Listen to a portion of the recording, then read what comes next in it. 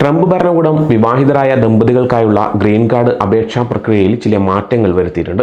പുതിയ അപേക്ഷാ ഫോമുകൾ, വിവാഹ അഭിമുഖങ്ങൾ, സാമ്പത്തിക വിവരങ്ങൾ എന്നിവയെല്ലാം ഇനി നൽകേണ്ടി വരും.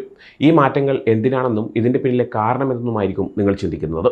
പ്രസിഡന്റ് ഡൊണാൾഡ് ട്രംപ് തെരഞ്ഞെടുപ്പ് പ്രചാരണ വേളയിൽ പ്രധാനമായി ഉന്നയിച്ചത് അനധികൃത കുടിയേറ്റം തടയുമെന്നുള്ള വാഗ്ദാനമായിരുന്നു.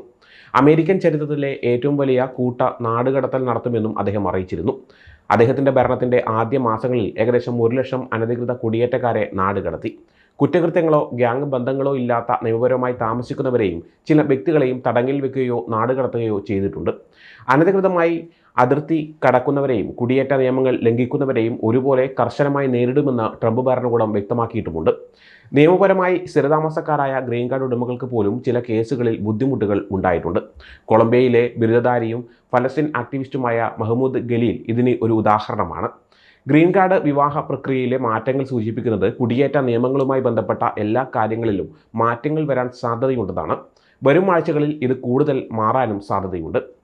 USCIS അഥവാ United state citizenship and immigration services പറയുന്നത് ഒരു ഗ്രീൻ കാർഡ് ഉടമയ്ക്ക് അമേരിക്കയിൽ സ്ഥിരമായി താമസിക്കാൻ അവകാശമുണ്ടെന്നാണ്.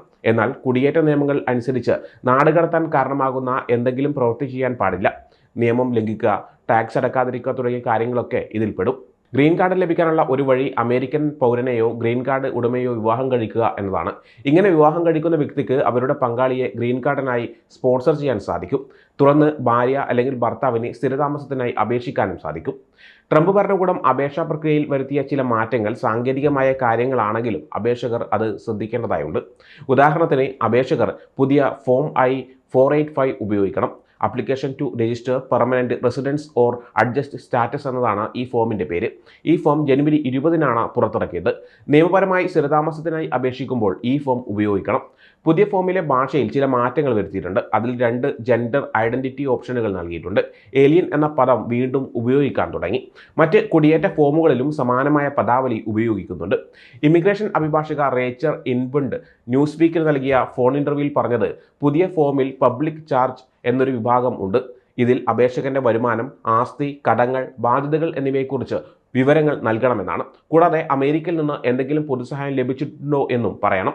പാർട്ട് 9-ൽ general eligibility and inadmissibility grounds എന്ന ഭാഗത്ത് അപേക്ഷകന്റെ വിദ്യാഭ്യാസ യോഗ്യത, സർട്ടിഫിക്കറ്റുകൾ, ലൈസൻസുകൾ, കഴിവുകൾ എന്നിവയെക്കുറിച്ചും ചോദിക്കുന്നുണ്ട്. ഈ അധിക വിവരങ്ങൾ നൽകുന്നത് ഒരുതരം ഭയപ്പെടുത്തലാണ് എന്നാണ് റേച്ചൽ ഇൻബണ്ട് പറയുന്നത്. വരുമാനം കുറവോ വിദ്യാഭ്യാസമോ ഇല്ലാത്ത ആളുകളെ അപേക്ഷിക്കുന്നതിൽ നിന്ന് പിന്തിരിപ്പിക്കാനുള്ള ഒരു തന്ത്രമാണിതെന്നും അവർ കൂട്ടിച്ചേർത്തു. ഗ്രീൻ കാർഡ് വിവാഹ പ്രക്രിയയിലെ മറ്റൊരു പ്രധാന മാറ്റം ദമ്പതികളുടെ അഭിമുഖം വീണ്ടും കൊണ്ടുവരുന്നു എന്നതാണ്. 2022-ൽ ബൈഡൻ ഭരണകൂടത്തിന്റെ കാലത്ത് വിവാഹ ഗ്രീൻ കാർഡ് അഭിമുഖങ്ങൾ ഒഴിവാക്കിയിരുന്നു. അതിൽ റെഡ് ഫ്ലാഗ്സ് അഥവാ സംശയാസ്പദമായ കാര്യങ്ങളൊന്നും ഉണ്ടാകാൻ പാടില്ലായിരുന്നു. അഭിമുഖങ്ങൾ ഒഴിവാക്കിയത് USCIS-ന് മുൻഗണനയില്ലാത്ത കാര്യങ്ങൾ തീർക്കാൻ ഒരുപാട് സഹായകരമായി. ഉദ്യോഗസ്ഥരുടെ സമയം ലാഭിക്കാനും ഇത് ഉപകരിച്ചു എന്ന് എൻബഡ് പറയുന്നു. USCIS ഉദ്യോഗസ്ഥനുമായി സംസാരിച്ചപ്പോൾ അഭിമുഖങ്ങൾ പുനഃസ്ഥാപിക്കുന്നത് ഏജൻസിയുടെ പുതിയ നയമാണെന്ന് അറിയാൻ കഴിഞ്ഞു. ഇതിനെക്കുറിച്ച് ഔദ്യോഗികമായി സർക്കാർ ഉത്തരവൊന്നും ഇറക്കിയിട്ടില്ല. എന്നാൽ ട്രംപ് കുടിയേറ്റം സംബന്ധിച്ച കാര്യങ്ങളിൽ മെച്ചപ്പെട്ട സൂക്ഷ്മ പരിശോധന നടത്തുമെന്ന് പറഞ്ഞിട്ടുണ്ട്.